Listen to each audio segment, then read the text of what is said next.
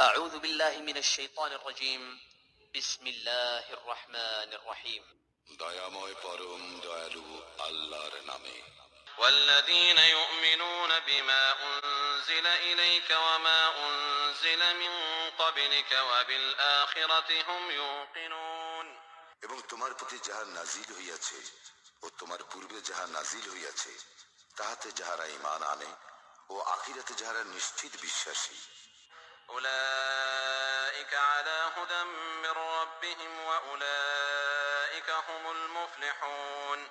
তাহারাই তাহাদের প্রতিপালক নির্দেশিত পথে রইয়াছে এবং তাহারাই সফল কাম। إن الذين كفروا سواء عليهم أأنذرتهم أم لم تنذرهم لا يؤمنون।